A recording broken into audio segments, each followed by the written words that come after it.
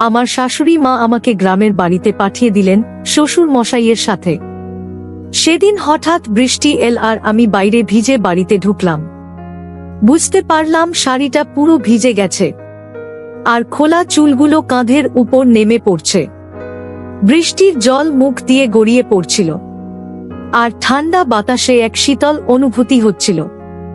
বৃষ্টিতে ভেজার অভিজ্ঞতাটা যেন একেবারেই অন্যরকম ছিল। ঘরের মধ্যে মোমবাতির মৃদু আলো আর বাইরের বৃষ্টির ঝিরঝির আওয়াজ পুরো পরিবেশটাকে অসাধারণ করে তুলেছিল।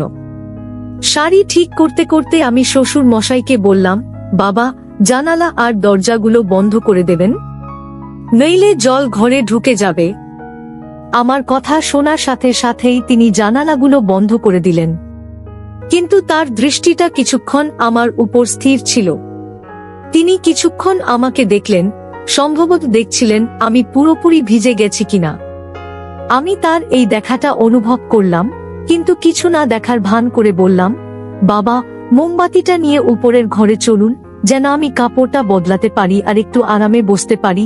শ্বশুর মশাই কিছুক্ষণ পরে তার দৃষ্টি সরিয়ে নিয়ে বললেন, ঠিক আছে বৌমা, চলো উপরের ঘরে যাই। আমরা দুজন উপরের ঘরে গেলাম।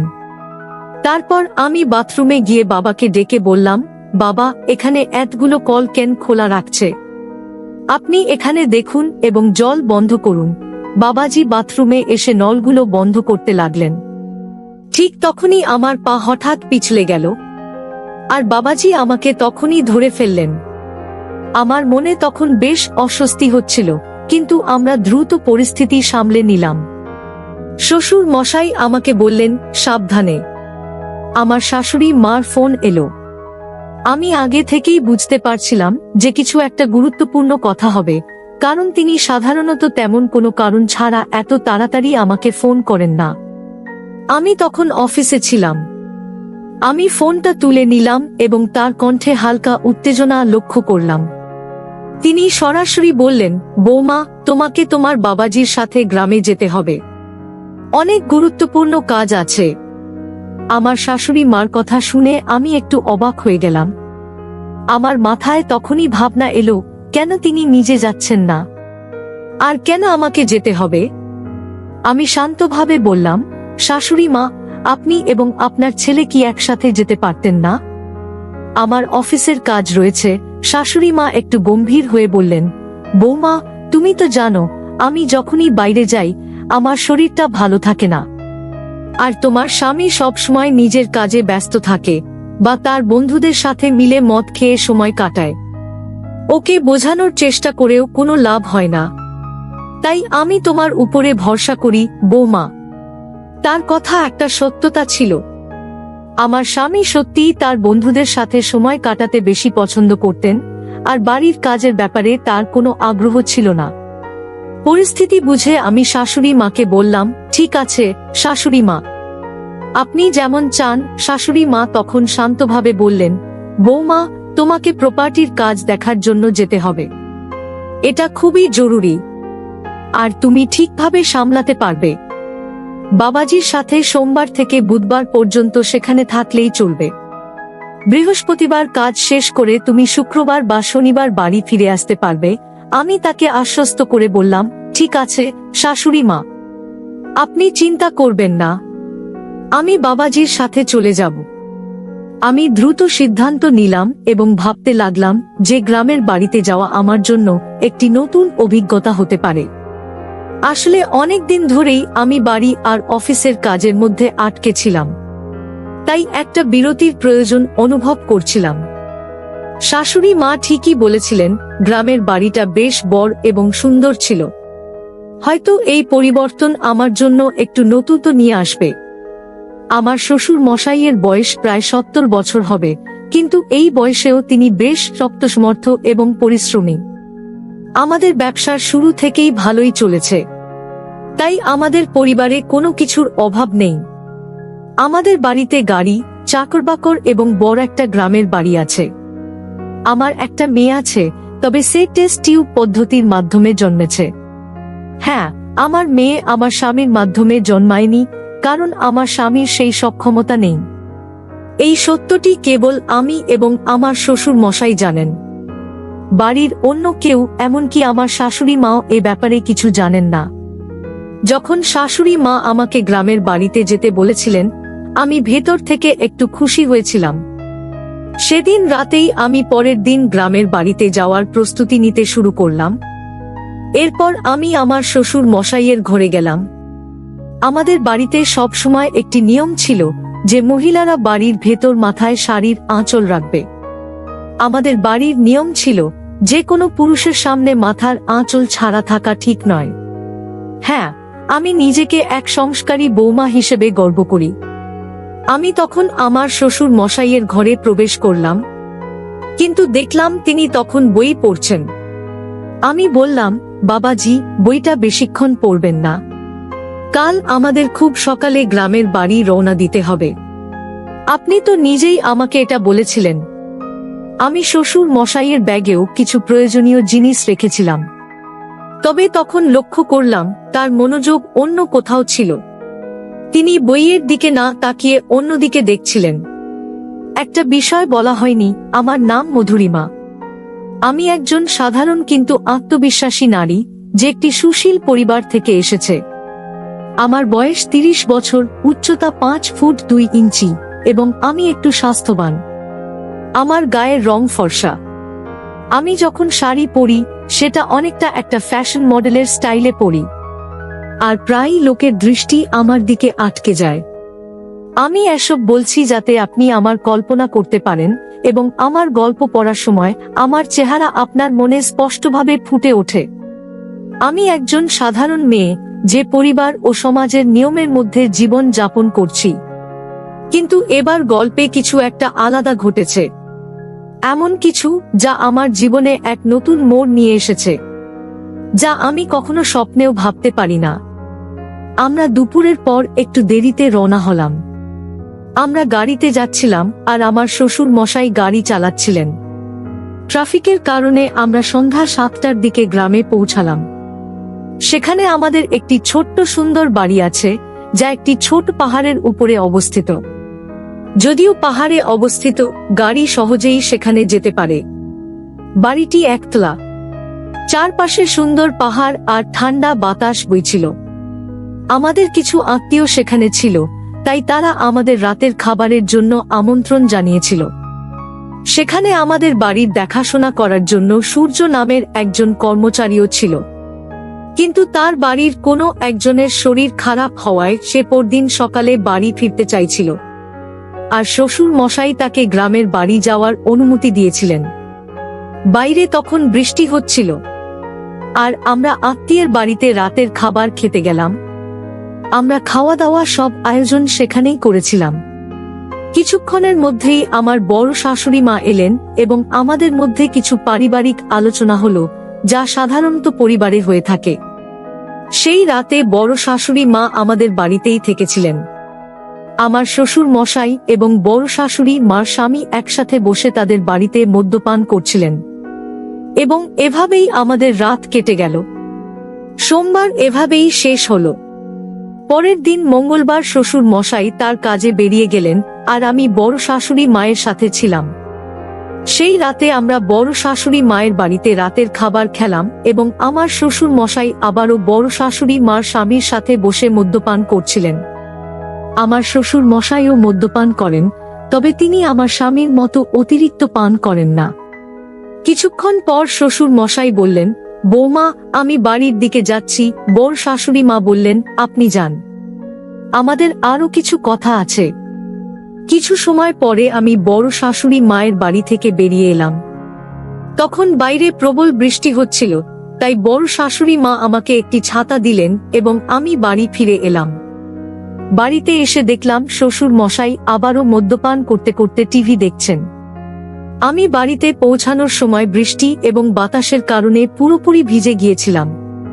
আমাদের বাড়িটি ছিল বেশ বড় একটি বাংলো, কিন্তু আমি সেটিকে বাড়ি বলতেই বেশি ভালোবাসতাম। নিচে ছিল একটি বড় হল রুম এবং উপরে কয়েকটি ঘর। ছাতাটি ছিল ছোট, আর যখন বৃষ্টিতে ভিজে আমি ঘরে ঢুকলাম, তখন অনুভব করলাম আমার শাড়িটি পুরোপুরি ভিজে গেছে। আমার খোলা চুলগুলি কাঁধের উপর নেমে এসেছিল, আর সেগুলোতে এখনো বৃষ্টির জল ঝরছিল। ঠান্ডা বাতাসের জন্য হালকা শীত লাগছিল। বৃষ্টিতে ভেজার অনুভূতি একেবারেই আলাদা ছিল। ঘরের ভেতরে মোমবাতির হালকা আলো এবং বাইরের প্রবল বৃষ্টির শব্দ পরিবেশটিকে আরো বিশেষ করে তুলেছিল। আমি আমার শাড়ির আঁচল ঠিক করতে করতে শ্বশুর মশাইকে বললাম, বাবাজি, জানালা এবং দরজা বন্ধ করে দিন, না হলে জল ভিতরে চলে আসবে। আমার কথা শুনে তিনি সাথে সাথেই জানালাগুলি বন্ধ করে দিলেন। তবে কিছুক্ষণ ধরে তার দৃষ্টি আমার দিকে স্থির ছিল। তিনি আমার দিকে তাকিয়েছিলেন, যেন দেখার চেষ্টা করছিলেন আমি সম্পূর্ণ ভিজে গিয়েছি কিনা। তার সেই নজর আমার একটু অস্বস্তি লাগলো। আমি সেটাকে উপেক্ষা করে বললাম, বাবাজি, মোমবাতি নিয়ে উপরের ঘরে চলুন, যাতে আমি কাপড় পরিবর্তন করে একটু বিশ্রাম নিতে পারি। কিছুক্ষণ পরে শ্বশুর মশাই তার দৃষ্টি সরিয়ে নিলেন এবং সম্মতি জানিয়ে বললেন, ঠিক আছে বৌমা, চলো উপরে যাই। আমি এবং শ্বশুর মশাই উপরের ঘরে চলে গেলাম। এরপর আমি বাথরুমে ঢুকে বললাম, বাবাজি, এখানে এতগুলো পানির ট্যাপ কেন খোলা আছে? আপনি একটু দেখুন এবং এগুলো বন্ধ করে দিন, না হলে এভাবে পানিগুলো অপচয় হচ্ছে। শ্বশুর মশাই বাথরুমে এলেন এবং ট্যাপগুলো বন্ধ করতে শুরু করলেন। কিন্তু হঠাৎ করেই আমার পা পিছলে গেল আর আমি আবারও ভিজে গেলাম। আমি তখন নীল শাড়ি পরেছিলাম আর মাথায় আঁচলটাও ছিল। দেখলাম শ্বশুর মশাই নিবিড়ভাবে আমার দিকে তাকিয়ে আছেন, যেন ভয়ে আছেন আমি কিছু বলি কিনা। বৃষ্টির জন্য আমার শাড়িটি পুরোপুরি ভিজে গিয়েছিল আর তিনি আমার দিকে এক দৃষ্টিতে তাকিয়েছিলেন। একদিন এরকমই হয়েছিল। আমার শ্বশুর মশাই প্রায় বন্ধুদের সাথে বাইরে ঘুরতে যেতেন। তার সিগারেট খাওয়ার অভ্যাসও ছিল। একদিন সকালে আমি দোকানে গিয়েছিলাম, তখনও বৃষ্টি হচ্ছিল। আমি যথারীতি মাথায় শাড়ির আঁচল নিয়ে বেরিয়েছিলাম। আমি খুবই পরম্পরাগত মানসিকতার বউ। ছাতা নিয়ে দেখলাম শ্বশুর মশাই রাস্তার পাশে দাঁড়িয়ে আছেন। আমি ছাতাটি তার দিকে বাড়িয়ে দিলাম, কিন্তু দেখলাম তিনি আমার দিকে এক দৃষ্টিতে তাকিয়ে আছেন। তার চোখ যেন আমার দিক থেকে সরতেই চাইছিল না। মনে হচ্ছিল আমাকে তিনি কিছু বলতে চান। বাড়ি ফিরে এসে আয়নায় তাকিয়ে দেখলাম শাড়ির সামনের অংশ কিছুটা ভিজে গিয়েছে, যা আমার চেহারায় আলাদা একটা সৌন্দর্য এনে দিয়েছে। শাড়িটি শরীরের সাথে লেগে থাকায় নিজেকে একটু অন্যভাবে দেখলাম। পিছনের দিকটাও কিছুটা ভিজে গেছে, সেটা খেয়াল করলাম। এরপর আমি কিছু দরকারি জিনিস নিয়ে ঘরের কাজ করতে শুরু করলাম। আমি কাজ করতে করতে ভাবছিলাম, এটা বেশ মজার বিষয় যে এমন একটা পরিস্থিতিতে নিজেকে খুঁজে পাচ্ছি। তাই ইচ্ছে করে শ্বশুরমশাইয়ের সামনে দিয়ে আসা যাওয়া করছিলাম। ঝাড়ু দেওয়ার সময় নিচু হয়ে কাজ করতে হতো, আর আমি আমার উপস্থিতি তার নজরে আনতে চেষ্টা করতাম। শ্বশুর মশাইও মাঝে মাঝে তাকিয়ে দেখতেন, আর কিছুটা হাসি মুখে তার অভিব্যক্তি লক্ষ্য করতাম। আবার কিছুক্ষণ পর শ্বশুর মশাই ঘরে ফিরে এলেন। তখন আমি পুরোপুরি ভিজে গিয়েছিলাম, তাই শাড়ি বদলাতে হলো। শ্বশুর মশাই বসেছিলেন যেখানে একটি আলমারি ছিল। আমি আলমারি খুলে আরেকটি লাল শাড়ি বের করলাম। ঘরের পাশে আরেকটি ছোট কক্ষ ছিল যেখানে আমি শাড়ি বদলাতে গেলাম। শ্বশুর মশাই তখন বারান্দায় বসে বিশ্রাম নিচ্ছিলেন। দরজাটা সামান্য খোলা রেখেছিলাম, কারণ ঘরে একটু বাতাস আসার দরকার ছিল। আমি শাড়ি বদলাতে শুরু করলাম, আর শাড়ির ভাঁজ খুলতে খুলতে কাপড়ের হালকা আওয়াজ হচ্ছিল। শ্বশুর মশাইও বাইরে বসেছিলেন, তবে তার উপস্থিতিতে তেমন গুরুত্ব দিচ্ছিলাম না। আমার শাড়ি বদলানোর সময় আমি পুরোপুরি নিজের কাজে মনোযোগ দিচ্ছিলাম। যদিও ঘরের পরিবেশে একটা অন্যরকম মৃদু অস্বস্তি টের পাচ্ছিলাম, কিন্তু এটিকে খুব সাধারণভাবে নিলাম এবং কাজ চালিয়ে গেলাম। আমি লক্ষ্য করছিলাম বাবাজি তখন বারান্দায় বসে বিশ্রাম নিচ্ছিলেন। আমি বুঝতে পারছিলাম যে তিনি আমার কিছু কাজ খেয়াল করছিলেন। তিনি ধুতিটা কিছুটা ঠিক করছিলেন। ঘরটি কিছুটা অন্ধকার ছিল, তবে মোমবাতির নরম আলো ঘরের পরিবেশকে একটু আলাদা করে তুলেছিল। আমি ধীরে ধীরে শাড়ি বদলাতে শুরু করলাম। যদিও শাড়ি পুরো শরীরকে সহজেই ঢেকে নিতে পারে, আমার মনে হচ্ছিল এটি যথাযথভাবে জড়িয়ে নিতে সময় লাগছে। আমার আর বাবাজির মধ্যে বেশ কিছুটা দূরত্ব ছিল, প্রায় 12-15 ফুট। তিনি সোফায় বসে বাইরে তাকিয়েছিলেন এবং আমি আমার কাজ নিয়ে ব্যস্ত ছিলাম। আমি আমার চপ্পলের বোতাম খোলার চেষ্টা করছিলাম, যা বেশ শক্ত হওয়ায় খুলতে কিছুটা সময় লাগছিল। অবশেষে অনেক চেষ্টা করে বোতামটা খুলতে পেরেছি। বাবাজি তখন ধুতিটা একটু ঠিক করছিলেন এবং তার সামান্য নড়াচড়া ঘরের অন্ধকারের মধ্যেও আমি দেখতে পাচ্ছিলাম। আমি চপ্পলের শেষ বোতামটা খুলে একটু অন্যদিকে ঘুরলাম। হয়তো তিনি তখন চারপাশের সবকিছু ভালোভাবে লক্ষ্য করতে পারছিলেন, কারণ রাত তখন প্রায় 1টা। আমি বাবাজির দিকে একটু বেশি ঘুরে গিয়েছিলাম। শাড়ি বদলানোর সময় আমার কাপড়ের শব্দ ঘরে প্রতিধ্বনিত হচ্ছিল। শাড়ি পাল্টাতে পাল্টাতে আমি বললাম, বাবাজি, আজ আপনার দিন কেমন গেল? আজ তো অনেক কাজের মধ্যে ছিলেন, মনে হয় ক্লান্ত হয়ে পড়েছেন। বাবাজি ধুতির কিছুটা ঠিকঠাক করতে করতে বললেন, হ্যাঁ বৌমা, আজ কাজ অনেক ছিল, কিন্তু আমি ক্লান্ত নই। এই গ্রামের বাতাসে যেন প্রাণ ভরে দেওয়া যায়। আমি ইতিমধ্যেই আমার শাড়ি পরছিলাম এবং এরপর ধীরে ধীরে বাকি জামা গুছিয়ে নিচ্ছিলাম। সেই সময় আমি বাবাজির সঙ্গে কথোপকথন চালিয়ে যাচ্ছিলাম।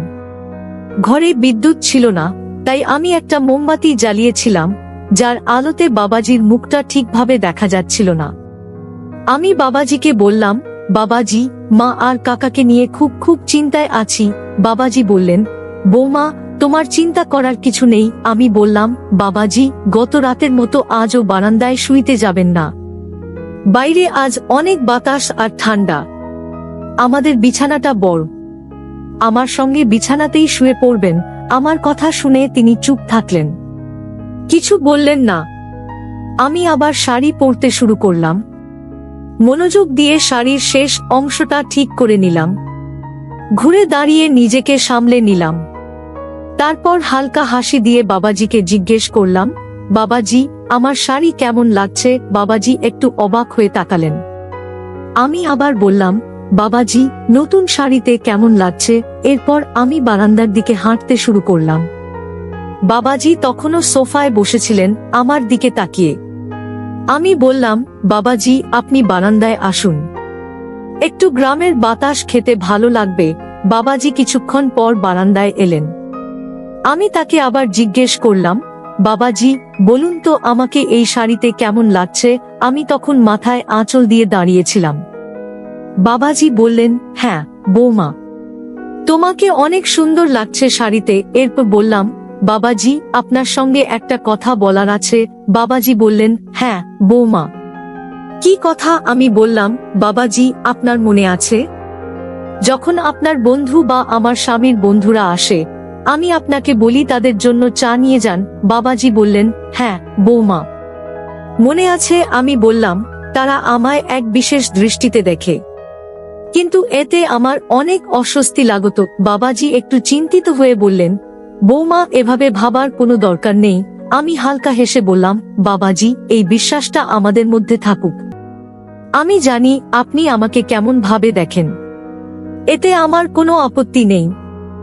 আপনার দৃষ্টিভঙ্গি আমার ভালো লাগে, আপনি অনেক ভালো মনের মানুষ। কিছুক্ষণ চুপ থেকে বাবাজি বললেন, বৌমা, তুমি কি খুশি? আমি হেসে বললাম, বাবাজি, এবার আসল কথায় আসি। বাবাজি বললেন, হ্যাঁ বৌমা। কি কথা? সংকোচ করো না, বলো। আমি বললাম, বাবাজি, আপনি কি মনে করেন আমি সত্যিই খুশি? হ্যাঁ, আমরা ধনী, আমাদের সবকিছু আছে, গাড়ি, বাড়ি, টাকা, কিন্তু এর পরেও কি আমি খুশি? বাবাজি বললেন, বৌমা, তোমাকে খুশি দেখতেই আমার ভালো লাগে, কিন্তু তুমি খুশি নও কেন বলো? আমি একটু চুপ থেকে বললাম, বাবাজি, আপনার ছেলে। বাবাজি প্রশ্ন করলেন, আমার ছেলের কি সমস্যা আছে? বললাম। আমি গভীর শ্বাস নিয়ে বললাম, বাবাজি, আপনি কি মনে করেন শুধু অর্থ আর সম্পত্তি থাকলেই সুখ পাওয়া যায়? আসল সুখ দাম্পত্য জীবনের। বাবাজি কিছুক্ষণ চুপ করে থেকে বললেন, বৌমা, তোমার যা বলার আছে খোলাখুলি বলো, সংকোচ করো না। আমি একটু দ্বিধা করে বললাম, আপনার ছেলে এখন আর আগের মতো আমার সঙ্গে সম্পর্ক রাখছে না। আমাদের মধ্যে যে যোগাযোগ ছিল সেটা আর নেই। বাবাজি স্থিরভাবে শুনলেন। আমি বললাম, আমি জানি বাবাজি, আপনার জীবনেও হয়তো অনেক চাপ আছে। আপনার নিজের জীবনের দায়িত্বগুলো কম নয়। বাবাজি তখনও শান্তভাবে শুনছিলেন। আমি বললাম, আপনাকে সবসময় খুব শান্ত দেখি, কিন্তু আমি বুঝতে পারি আপনারও হয়তো কিছু অনুভূতি আছে যা আপনি প্রকাশ করেন না। বাবাজি আমাকে দেখে একটু নার্ভাস হয়ে পড়লেন। তারপর হঠাৎই গম্ভীর হয়ে বললেন, বৌমা, তুমি কেমন কথা বলছো? আমি কখনো এমন কিছু ভাবিনি। আর না, তোমাকে সেই চোখে দেখেছি। তুমি তো আমাদের পরিবারের মান সম্মান, আর আমি সবসময় তোমার প্রতি সম্মান এবং শ্রদ্ধার দৃষ্টিতে তাকিয়েছি। আমি একটু ঘাবড়ে গেলাম, কিন্তু আমার কথা চালিয়ে গেলাম। বাবাজি, আমি এসব কথা বলছি কারণ মাঝে মাঝে মনে হয় আমরা আমাদের সম্পর্কগুলো নিয়ে খোলাখুলি কথা বলতে পারি না। আপনি আমাকে খুব সম্মান করেন, কিন্তু আমি কয়েকবার আপনার চোখে কিছু আলাদা দেখেছি। বাবাজি কিছুটা অস্বস্তিতে পড়ে গেলেন, কিন্তু আবারও গম্ভীরভাবে উত্তর দিলেন, তোমার ধারণা ভুল, বৌমা। পরিবারের সম্পর্কগুলো খুব পবিত্র এবং আমাদের সব সময় সেগুলোর সম্মান করা উচিত। তোমার এমন কিছু ভাবার প্রয়োজন নেই। যদি তোমার কখনো এমন অনুভূতি হয়ে থাকে, আমি তার জন্য ক্ষমা চাই, কিন্তু আমার উদ্দেশ্য কখনোই এমন ছিল না। আমি বাবাজির কথায় সত্যতার ছোঁয়া পেলাম। তিনি সব সময় পরিবারের দায়িত্ব সততার সঙ্গে পালন করেছেন। আর হয়তো আমি ভুল বোঝাবুঝির শিকার হয়েছি। আমি মাথা নিচু করে বললাম, মাফ করবেন বাবাজি, আমি হয়তো কিছু ভুল বুঝেছি। আমার মনে হয় আপনাকে বুঝতে আমার অনেক ভুল হয়েছে। বাবাজি কোমল স্বরে বললেন, বৌমা, এই বাড়িতে তুমি আমাদের মেয়ের মতো। হ্যাঁ, আমি চাই তুমি সবসময় খুশি থাকো এবং এমন কোনো ভাবনা মনে না রাখো যা আমাদের সম্পর্ককে দুর্বল করে। সেই মুহূর্তে আমার মনে হলো আমি অথবা বাবাজি আর আমার সম্পর্ক নিয়ে ভুল ধারণা পুষে রেখেছিলাম। আমি নিজেকে প্রতিজ্ঞা করলাম, ভবিষ্যতে আমি কখনো এমন কিছু ভাবব না এবং সব সময় পরিবারের সম্পর্কগুলোকে সম্মান দেব। তো বন্ধুরা, এটাই ছিল আমাদের আজকের ছোট্ট গল্প। গল্পটা কেমন লাগলো জানাতে ভুলবেন না। আরো মজার মজার গল্প শুনতে চাইলে ভিডিওটি লাইক, শেয়ার এবং চ্যানেলটি সাবস্ক্রাইব করতে এবং বেল আইকনটি ক্লিক করতে ভুলবেন না। ধন্যবাদ।